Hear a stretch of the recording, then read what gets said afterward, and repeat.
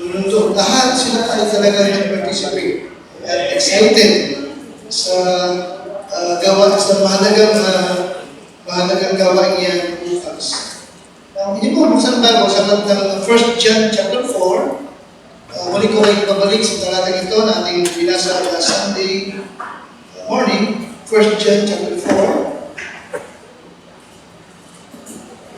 At ang unang buwan, kapitulo 4. At sa linggo ng umaga po naman, ay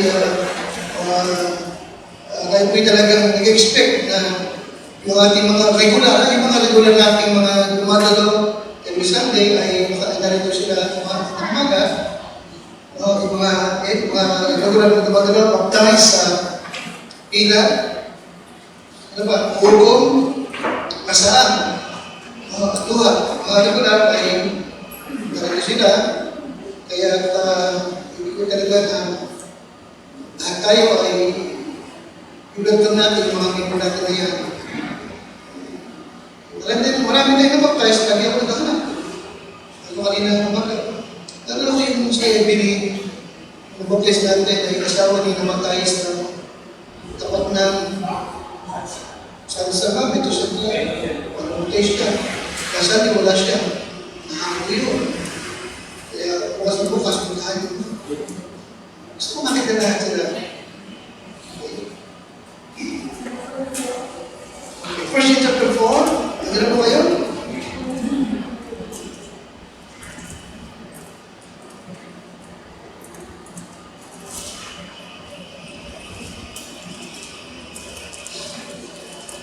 Sabi naman kasi magandang okasyon, mga Christmas, yung mga maraming mga Kristiyano ay nabubuha.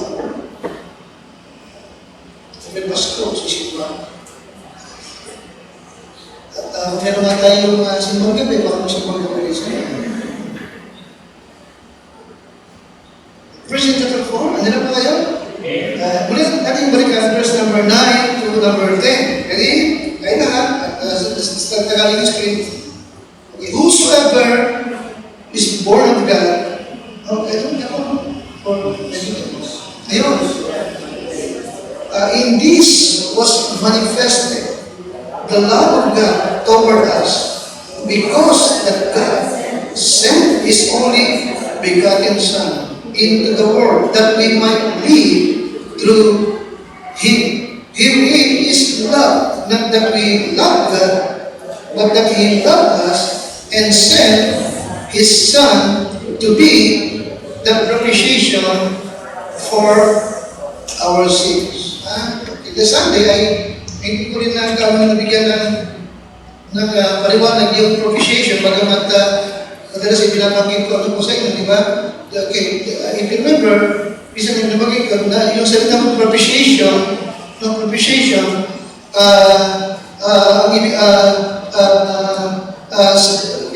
doon sa original is what? Mercy seat, di ba? Propitiation means what? Mercy seat. So Tagalog is what? Lukluk ang trono ng awa. Kaya doon kinuha sa ng propitiation. Okay, Tagalog ito naman is what? Ang malulog-loob. Medyo malapit. Ang ibig sabihin is what? Dati, dapat ay doon tayo sa harapan ng Great White Throne Judgment. Kasi makasalanan tayo. Di ba? Tayo ay dapat nakatulad sa pagkakasalanan. Tatayo tayo sa hukuman Great White Throne para tumanggap ng degree ng ating parusa. Pero yung Great White Throne, dahil kay Kristo, ay napalitan ng awa. Mercy seat. Diba? Sa halip na trono ng hatol, ang naging kapitswa, luklukan ng awa. Okay po? Lahat yun dahil kay Kristo. Okay? Naglupad ang galit ng Diyos sa atin. Diba? Yung galit, napalitan ng awa. Awa. Ako nyo ka lang? Okay, si propitiation. Alright, so naman, okay, si Kristo, okay, yung propitiation, okay, for our sins. No? Okay, again. Ang lahat ng dahil is what? Dahil kay Kristo na ating Panginoong Kristo. No? Kaya siya yung ating talagang tinatawag natin na pinakadakilang handog ng Diyos sa katauhan. At walang paliwanag from verse number 9 to number 10, nabanggit ko sa atin sa inyo, na maliwanag sa verse 9 to number 10, that Christ is the gift of God. Sa tao, di ba? Christ is the greatest gift, no? Ninihandog ng Diyos na para po sa atin. Okay, now, pero ngayong gabi, ay sa ibang area ako pupunta. No? Yes, si Kristo ang bakilang handog, si Kristo ang regalo ng Diyos, si Kristo ang greatest gift of God sa sangkatauhan. No? At ibig ko ngayong gabi ay makita niyo muli, no, na si Kristo na gift ng Diyos sa atin, mula ng ating tanggapin bilang gift, siya rin ay maraming gift na binigay na ibinigay sa atin mula ng ating siyang tanggapin, at hindi natigil doon, kundi bagkus magpahanggang sa ngayon, siya nakaloob ay patuloy pag nagkakaloob sa atin. Okay? Siya ay pinagkaloob ay patuloy pa rin nagkakaloob sa atin. Amen? Magpahanggang sa ngayon. Okay? At maging sa huling sandali ng ating buhay, magkakaloob pa rin siya. Mula ng ating siyang tanggapin na kaloob. Okay? Kaya ko tingnan ba, the gift that keeps on giving. The gift that what? Keeps on giving. So Lord, ako iyong samahan. Kami iyong patuloy kong pagkapalagi. Ako may maging tagapag-deliver mo po lamang. Paunahan mo ako, patubay mo po ako din, Lord, at pagtulong at pagpalakas sa iyong mga lingkod, sa iyong mga anak. Iniintindi ito sa pangalan po ng Panginoon Jesus. Amen. Alright, yes. Jesus is the greatest gift. Okay? That has ever been given to us. Wala siyang katulad. Alright? But ganun pa man, the gift of Jesus is not a one-time gift. Yung gift ng Panginoon Diyos is not a one-time gift. Na para bang, nung binigyan ka, para bang tama na yan. Nakikinig ka sa amin? Hindi one time. Kundi focus, mula ng ating tanggapin, no, nagbigay na ng napakarami, at magpahanggang sa kaniswat, patuloy pa nagbibigay. Okay? Patuloy pa siya nagbibigay. Okay? The number one, God keeps on giving, but number one, life and new life. Alright, nagbigay ng buhay at nabibigay pa rin ng bago pang buhay. Now, John chapter 1 verse number 4, ang sabi ni Kristo, in Him was life. Nasa Kanya yung buhay. At ang buhay ay siyang ilaw ng mga tao. Nakikita po ka doon? Nasa Kanya ang buhay. Alright? At if you remember, in Revelation chapter 1, pag ito po natin, nasa Biblia, nasa Kanya rin yung susi ng buhay. Ano ba yun? The key of life. Ano ba napakita? Na siya ang nagbigay ng buhay sa atin. At magpahanggang sa ngayon, tayo ay nabubuhay dahil pa rin sa Kanya. Amen? Amen? Pero isang araw, pag yung susi ng buhay, kapag isinalaman niya, wala ka na. Pero salamat, hanggang sa ngayon, minuloob niyang mabuhay ka pa. Amen? Amen? At kung nabubuhay ka pa, nakita mo, nakatagpo ka pa ng bagong buhay sa Kanya. Okay? Yes, Christian. Okay? He keeps on giving life and what? New life. Okay? Ano yung new life? Ito yung eternal life. Ito yung bagong buhay na natin Kristo. Life and new life. In John 10:28, ano sabi ba? And I give unto them eternal life. Kita mo? May buhay ka na, meron ka bang bagong buhay? Yung bagong buhay, yung eternal life. In 1 John 5, 11 to 12, and this is the record that God had given to us eternal life. And this life is in His Son. You follow me? Amen? He that hath the Son hath life. Kita mo? Oh, okay. He keeps on giving life and new life. Alright? Kaya nga, huwag natin tumamis. No, huwag nyo hayang magpalimutan yung mga bagay nito. Alright? At ang ating Panginoon, no, He still offers life. Siya nag-o-offer, naghahanap, nag-aalok pa rin ng buhay sa mga tao. Amen siya? Amen? Ano sabi niya? If anyone thirst, let him come and drink the waters of life. Na binibigay ko, kita mo. Nag-aalok siya. Nag-aalok, nanawagan, come unto me. Amen? Nagsusuko siya ng mga lingkod niya, di ba? Tayo, parang, di ba? Tama ba? Nagsusuko siya, ano sabi niya? Oh, okay. Yung abot at tungkol sa piging, patungkol sa kasalan, sabi niya, humayo kayo.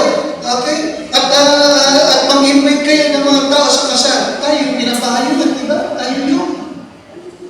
Oh. He keeps on giving life and what? New life. Ang ating Panginoon. Okay?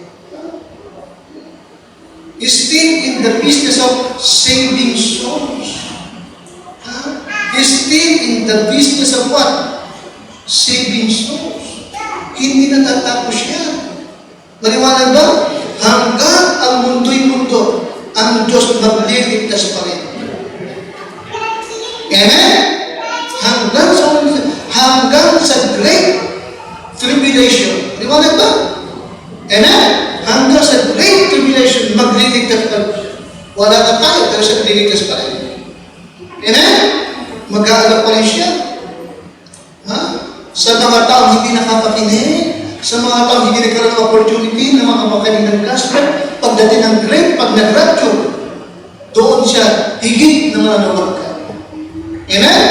Mga Hudyo naman ang gagamit. Yung 144,000 na mga Hudyong evangelists. Okay? Yes, he's still in the business of saving souls.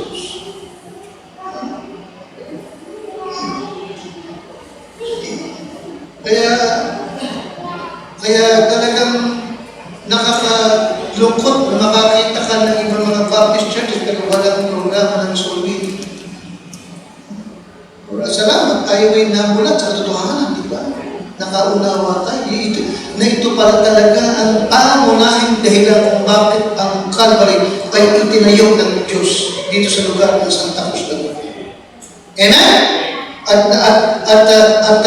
ipinagkaloob niyang maging kasangkapan tayo para makapagbukas pa rin siya hanggang doon sa lupa. Amen? Amen? Yung ating gawain sa pila. Tama ba? Okay. Sabi ko, kung sa iba, manlalabot na yan. Bisan meron, bisan wala. Pero salamat tayo, regular. Everybody, meron pa rin. Amen? Ito yun. Ibig sabihin, nakakataon ba nakikita niyo yung bunga ng pagpapagano ko? Amen? Sa lumpag, gano'n niya. Kaya loobin ng Lord na mapalakas natin yung sa ating pagsama.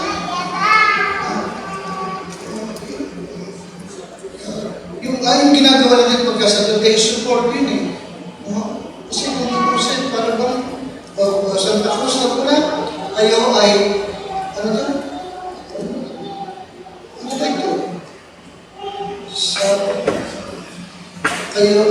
Sa atin ang sound, lumbad sa inyong Lord. Tama ba yun? Amen? Parang tayo papagano eh. Ano ba dapat yung papagano? Pero tayo, makalalay pa rin sa kanila. Amen? Amen? Yung Saturday, marami akong natagpuan ng mga Christian ko sila. Mga Baptist ko sila, pero hindi sila. Hindi ligtas.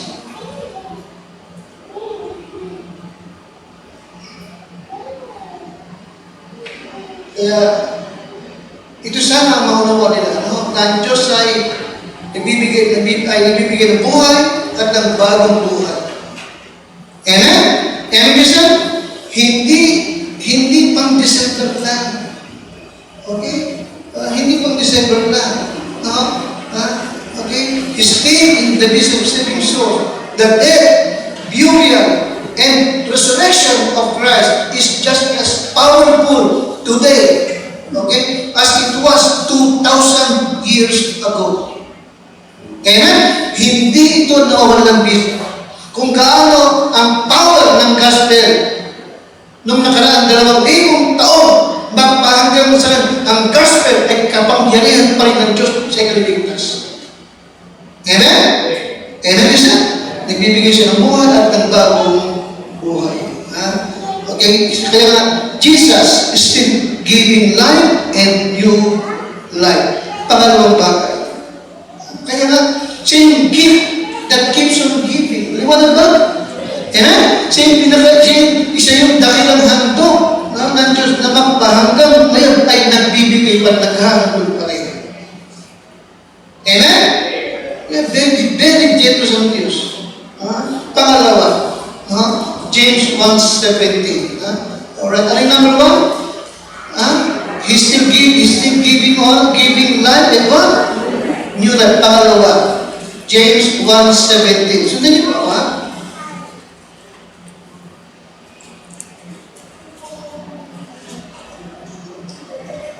James 1:17. Ready? Every good gift and every perfect gift is from above. Alright? Galing sa langit at bumababa mula sa Ama ng liwanag na hindi nagbabago. Naliwanag, amen? Amen? Naghahandog, nagkakaloob ang Diyos. Alright? Buhay at bagong buhay. No? And then pangalawa, okay, God keeps on giving in our lives. In our lives. Alright? Ano ito? Ano ito? Sa verse number 17, ano po? Bawat mabuti na kaloob at bawat sakdal na kaloob ay galing sa langit, galing sa ating Ama. Alright? Ano ibig sabihin? Anong case? Okay. Now, not only does God give us a new life, but because He keeps giving in our lives. He keeps giving in our lives. Ano po ito?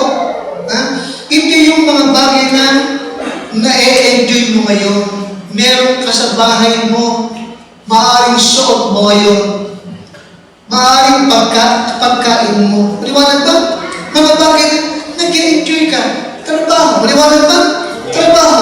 Pinagkakakita, kung kumikita ka, saan ka galing? Galing James 1:7, galing sa langit. Amen? Bagong damit. Bagong sapatos. Maliwanag ba? Yan po yun. Binibigyan ka ng Lord, bakurwa, para ma-enjoy mo. In Psalms 103, so nandito po ako, Psalms 103, verse 2 hanggang number 5. Ultimo, yung kagalingan natin sa karamdaman. Listen carefully, hindi ka gumaling dahil sa doktor o gamot. Diyos ang nagpapagaling. Psalms 103, verse number 2 to number 5. Kaya nga, sa ating pong pagbulita, itong kapanganakan ng ating tagapagligtas. Alright? Huwag tayong matulad sa mga tao ito na puro lang luho, puro lang karayaw, puro pagkapakasay. No. Okay, ating laging alalahanin na ito'y pag-aaral talaga na nagkatawang tao siya. Na parito siya upang magbigay ng buhay at ng bagong buhay. Amen? At lahat ng ating tinatamasa ngayon ay pawang galing pa rin sa Kanya. Sapagkat patuloy siya nagbibigay. Okay, Psalms 103 po. Verse number 2 to number 5. Psalm 103, verse 2 to number 5. Alright, nandiyan na po kayo? Alright, verse number 1 to number 5 tayo lahat. Bless the Lord salitang bless? Yeah, means what? Honor, praise. Diba? Honor Him. Pangalawa, praise Him. Pangatlo, speak well of Him. Bless. Okay? Parangalan, kapurihan, okay, parangalan, kapurihan, ha? Alright. Okay. Bless His holy name. What's number 2? Nandiyan na kayo? Pakalakas, ha? Bless the Lord, oh my soul, and forget not what? All His benefits. Kita mo? Huwag niyong limutin lahat ng mga handog niya kanyang pinagkaloob. That is number 3. Kanya kayo? Who? What? Yes. Nasaan nagpatawad ng lahat ng ating kasalanan? Diba? Oh, and then what? Who healed all my what? Kita mo? Bakit ka gumagaling sa mga disease, mga karamdaman mo? Siya nagpapagaling. Tama ba? Nagbibigay siya ng buhay at ng bagong buhay at nagbibigay pa rin siya ng kagalingan at kalusugan. Kita nyo? Patuloy siyang nagbibigay at magbibigay pa. Ha? Number 4, pakalakas. Who redeemed thy leper one? Kita mo? Nagbigay siya ng katubusan. Amen? Ng iyong kaluluwa. At nagbigay siya ng katubusan ng what? Mga sakuna. Diba? Mga sakunang dapat ay dumating sa iyo. Pero kita mo, ininiligtas pa rin, sinasagit pa rin tayo ng ating Panginoon. Oh. Ulit-ulit, imit thy life from destruction. Who crowned thee with what? Pakalakas. Loving kindness and what? Tender mercies. Number 5. Pakalakas. Who satisfied thy mouth with what? Aling good things. Aling good things. Okay, ulit ito yung mga bagay na natutuwa ka sa bakit meron ka. Nakikinig kayo? Natutuwa ka sa bakit meron ka. Na-enjoy mo. Mga bago sa bahay mo. Naliwanag ba? Amen? Extra income mo, blessing mo, good things. Ano pa? Good health. Yan yun. Pawang galing sa itaas mula sa ating Ama na hindi nagbabago. Yes, He keeps on giving, no, in our lives. Alright? Now, Lamentation chapter 3, 22 hanggang 24. Kaya nagbasa natin ito, ha? Kaya, God does not leave us matapos tayong maligtas. God does not leave us matapos tayong bigyan ng wala hanggang buwan. Because He keeps on giving. He keeps on blessing. Diba namin? He keeps on blessing. He keeps on giving.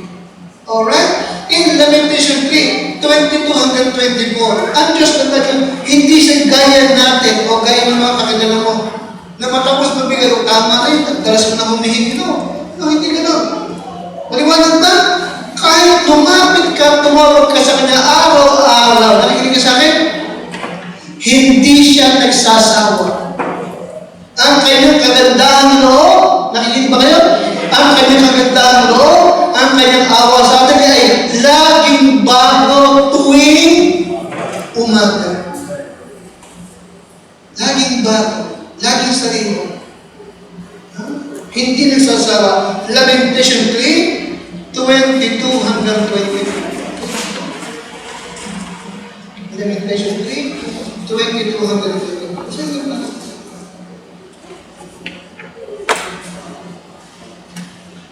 23, okay? They are new every, simula mo, 22. It is of the Lord's mercy that we are not consumed. Because His compassion is what? Fail na, kita mo?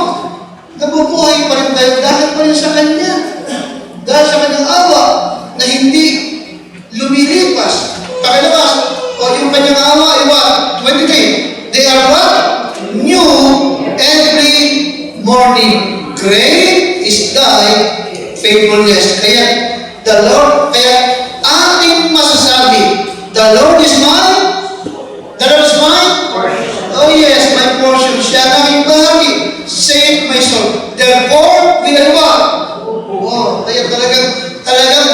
makakaasa ka sa Kanya. Na yung Kanyang awa, ang Kanyang kagandahan ay bago tuwing umaga. Hindi nagsasawa ka rin Panginoon. Okay? He still, lagi siyang bibigay. Lagi siyang kapala. Okay? His grace provides abundant life for us. John 10. Ano sabi ng John 10? The thief cometh not but to steal, to kill, and to destroy. But I am come to give that life that they may eat, that they may have it abundantly. Okay? Right. Kasama sa kanyang bigay swat yung abundant life. Tama? Ano nga yung abundant life? Abundant life, binagin ko minsan, purpose for living, di ba? Or joy of living. Ano pa? Meaningful life, abundant life. Buhay na may dahilan. Buhay na may purpose. Alright? So bakit nung araw parang walang dahilan ng buhay mo, walang kahulugan. Pero kita mo, mula nang makakilala ka sa Lord, nagkaroon ng meaning. Amen? Natutuhan mo, may dayo, may plano pala ang Diyos, pero meron pala siyang palawagan para po sa iyo. Okay? Kaya din yan, with Jesus, we have a better life. With Jesus, we have a better life than without Jesus. We can have an abundant life dahil sa Kanya. Ano ba? With Jesus, we have a better life than without Jesus. Yes. The Lord keeps on giving in our lives. Kaya huwag natin yung kakalimutan po yan. Bisa kasi nalilimutan natin na ang Diyos patuloy pang nagpapala. Alright? Akala mo tuwing December lang meron blessing mo. Hindi tuwing December. Habang tumubuhay ka, i-bless ka ng Panginoon. Sapagat ikaw ay Kanya. Dahil yung tinatandaan yung salita na, okay, na siya ang ating pastor, tayo ay tupa ng Kanyang pastulan. Tayo ay tupa ng Kanyang pastulan. Amen? Kaya ngayong Psalms 23, hindi yung kay David lang, hindi atin lahat. Maagi mo na ang Panginoon ang aking pastor. Amen? The Lord is my shepherd. Alright? Yung Romans 8:28, totoo yan. And it connected doon sa He keeps on giving in our lives. He keeps on giving in our lives. Kaya ano man ang maganap yung Roma 8:28 sa atin. Maliwanag ba? That all things work together for good to them that love God. To them who are the called according to His purpose. Kaya masalamat sa regalo na patuloy pa naghahandog. Ito yung ating Panginoon. Okay? He keeps on giving life and your life. And He keeps on giving in our lives. Maliwanag ba? Amen? May bahay tayo titira. May kinakain tayo araw-araw. Amen? Nagkakasakit, gumagaling pa. Malakas pa. Amen? Naglilingkod tayo, binibigyan tayo ng bunga ng ating paglilingkod. Maliwanag ba? May naliligtas na lumabaptize. Samantalang, ulitin ko na samantalang maraming pastor, missionero, ang laging nagkabay, mahirap kayo, iba na ang tao kayo. Siguro, doon sa inyo, kasi probinsya kayo eh. Anong pinagkaiba ng probinsya sa Manila? Ang ibig sabihin na, nakapag-ibig tayo ng kaluluwa, nakakapag-baptize, sa pagkat ang Diyos natin ibibigay sa atin. He keeps on giving life and new life. Amen? Ang iba kasi, baka ang iba nga, siguro, baka nakapas ko na kayo. Maliwanag ba? Amen? Ikakainin na kayo. Ang gusto sa bakit sa pagkataka ng Diyos nagbibigay sa atin sa buhay niya. Pangatlo, Ephesians chapter 2 and verse number 10. Ephesians 2 and number 10.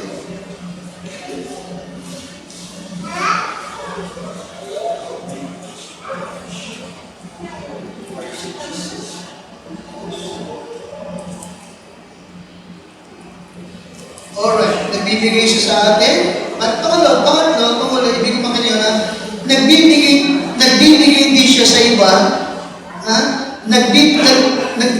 Nagbibiyaya din siya sa iba through our life. Yun po. Sapagkat tayo'y kanyang gawa. Yan po niya. Sapagkat tayo'y kanyang gawa. Kaya yan, tayo, na nilalang kay Kristo Jesus para saan?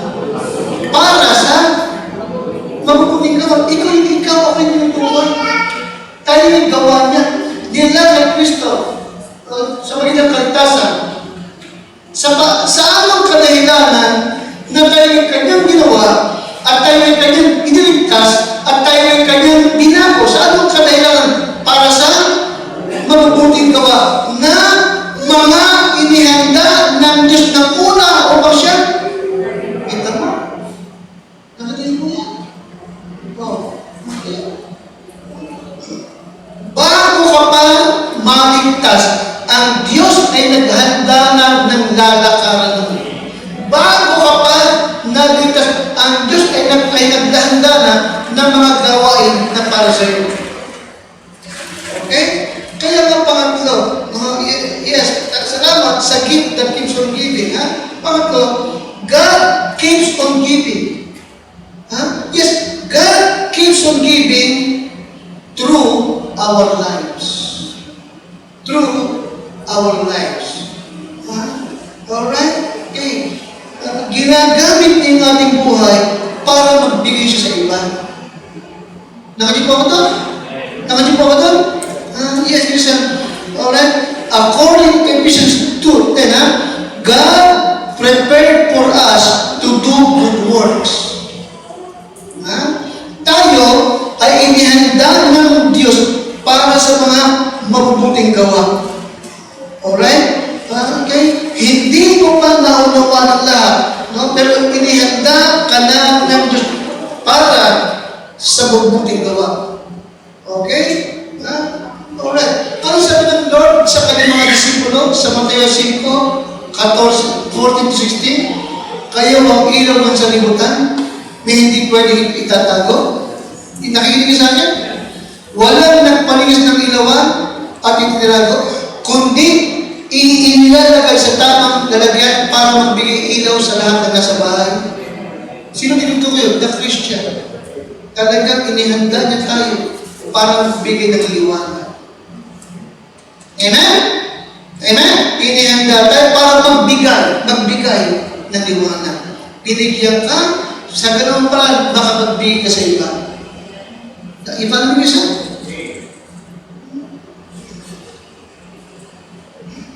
Talagang makita mo, yung may kadahilan ng lahat. Amen? Pag ito yung nauna mo buti, ito pinakatutulong ng malaki para hindi ka maging talunan, hindi ka nalulungkot, hindi ka nawawala ng pag-asa. Naunawaan mo may dahilan bakit ka niligtas at binubuhay mo ng Lord. May dahilan bakit inilagay ka niya sa Calvary Bible Baptist Church. Inihanda ka niya para sa mabuting gawa. Ito sinunod ko sa Bible ko, pakinggan ko. Kung may gusto mo. Principle to. Okay. Angkin mo para sa iyo. I have been born not to do what I like to do. I have been born not to do what I like to do. Ako'y ipinanganak, hindi para gawin yung gusto kong gawin. I was born to be what God wanted me to be. Diba namin? Nakuha niyo po? I have been born not to do what I like to do. I was born to be what God need to be. Kaya, ako, hindi pa ako pinapanganak, pero ako, gusto niya talaga maging pastor, tinawag niya maging pastor. Liwanag ba? Kaya nga, ano bang ministry meron ka sa Calvary? Ano bang ginagawa mo rito? Maliwanag na, yan ang dahilan bakit ka isinilang. Amen? At yan ang nais ng Diyos para sa iyo. Sunday school teacher ka. Amen? Amen? Nagsosolwining ka, nag-handle ka ng Bible study. Okay? Aasal ka doon sa Sistoria. Amen? Amen? Pag may kailangan ng pastor, ikaw agad ang tinatawag. Maliwanag, lahat yan talaga ay ayon sa kanyang minagaling para sa iyo. Amen, you said? Amen? Biyaya yan ang Panginoon. Okay? Kaya yes, God keeps on giving through our lives. Amen, you said? Nag-i-enjoy yung iba sa nagagawa mo. Na-bless ang iba sapagat nakatulong ka, nakapagtulong ka sa kanila. Oh. Alright, bakit? Ginagamit ka ng Diyos. Amen? At lahat ng yan ay inihanda niya ng una pa para nakaroon mo. Yes, kasi God prepared for us to do good works.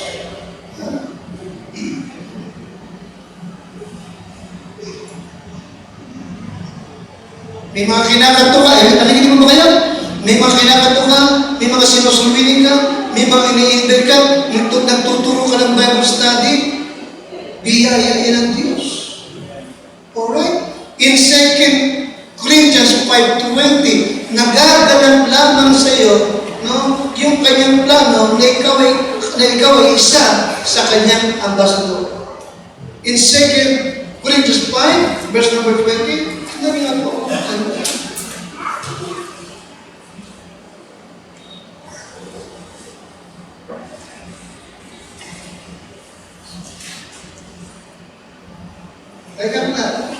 now, then, we are ambassadors for Christ. Huh? We are ambassadors for Christ. As though God did beseech you by us, we pray you in Christ, then be ye reconciled to God. Nakita mo, ginagamit ka ng Panginoon. Amen? Amen, guys?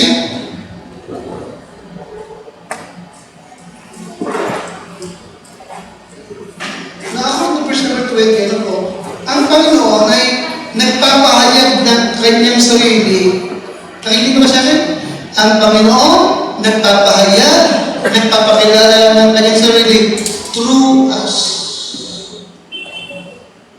Nakikinig ba yan? Nakikinig ba ako? Alright. Nagpapakilala, nagpapahayag ng kanyang sarili, nagbibigay ng mensahe sa mga tao through us. Kaya sabi ko sa inyo madalas, nalaging dahil na bagay, kapag pagkatok pa lang sa pinto, galingan muna. Okay ba ako? Gagamitin ko ito ha? Okay, hindi ba ito? Pagkatok pa lang sa pinto, pag-enter mo pala, pag-smile mo pala, galingan muna. Pagbutihin mo na talaga. Alright? Huwag kang madaling i-reject. Be persistent. Sapagat pag kumatok ka sa pinto, isip ko Bible principle ka, okay. Pagkatok mo pa lang sa pinto, parang Diyos na ang kumatok sa kanya. Tama ba ako? Amen? Nagpakilala ka, nagpuliit kang makapagbigyan ng mensahe, Diyos ang namayin. Kaya pag ikaw ay in-reject, hindi ikaw ang-reject, Diyos ang nireject mo. Di ba namin? Sapagkat kanyang pinawalang halaga yung tinawag na day of visitation. Di ba namin? The day of visitation, na parang, kaya pag pinapasok ka, parang Diyos ang bumisita sa kanya. Ulitin ko, 2 Corinthians 5:20, anong tawag sa atin? Ambassador for Christ. You see that? Ang ambassador ng Amerika, pag dumating ng Pilipinas, hindi tinanggap, ang Amerika ang hindi tinanggap ang presidente doon. Ganun din tayo.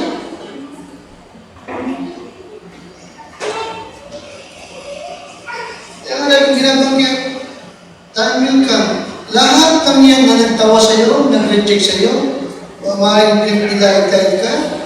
Pagdating ng Great White Throne, lahat ng yan, maaalaala niya. Lahat ng yan.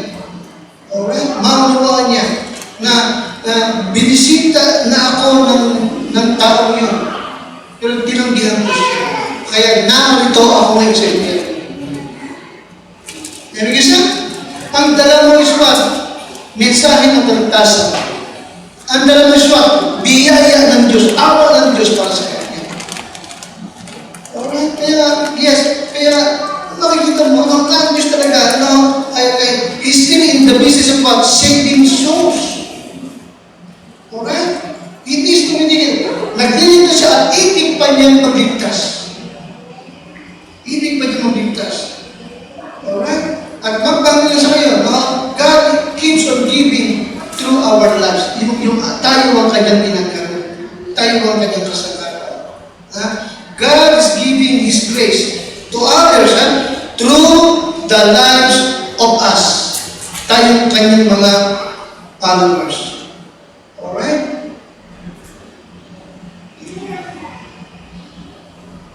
Kaya itong Christmas season ito, sabi ko sa inyo, talagang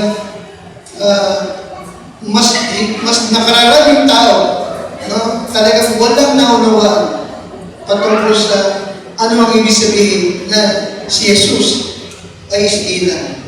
Wala silang alam at they don't care. They don't care. Tayo naman, samantalahin natin. Amen? Ikaw unawan natin. Alam mo kung bakit talagang ganong-ganong panahon. Nagpapakita lang talaga ito na ang Diyos ay dumating na. Dumating na siya. Katawang tao siya para sa kaligtasan ng sanlibutan. Naparito siya upang umatay sa krus ng Kalbaryo para maligtas siya. Amen siya? Amen? Kaya ko lang ha. Alam mo ba rin? Ilang ulit binanggit ang birthday sa Bible? Dalawa na. Birthday ni Parao. Alin ba yun? Nung birthday ni Parao, tanong ni Joseph, ano nangyari?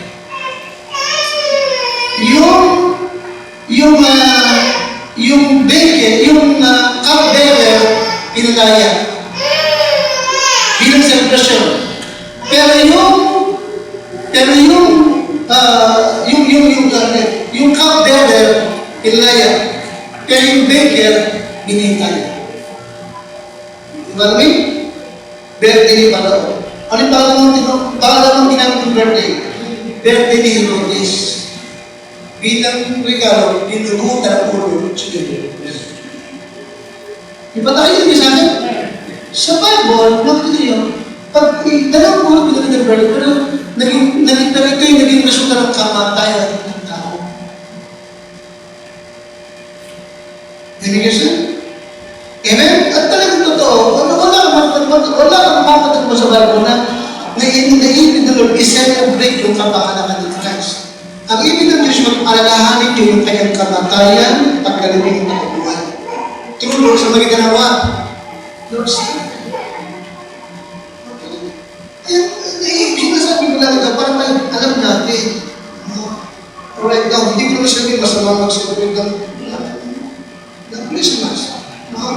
Kasi talagang totoo na yung Christmas talaga, ito yung payment practice talaga ito. Kinibig na yung pangalan ng Christ. Okay? Kaya nga, sabi ko para sa mga maging maingat din tayo, huwag tayong kadalasa sa ginagawa ng mundo bilang celebration ng Kristo. Kaya ginagawa natin naman, pagka yung malapit ng Christmas, ang ating mga guests what? The birth of Christ. Amen? Amen? At meron pa tayong sorbitin ng Kristo. Okay? ngayong gabi, at ibig kong unawain nyo na siya si Kristo ang pinakadakilang handog ng Diyos sa atin. Amen? Amen? At siya, nung dumating bilang handog, nagbigay. At magpahanggang ngayon ay nagbibigay pa rin. Amen siya? Amen kaya? Pasalamatan natin siya, i-honor natin siya, ipakilala natin siya. Amen siya? The gift that keeps on giving. Tayo bibigyan na. Tumayin na. Lord, salamat sa iyong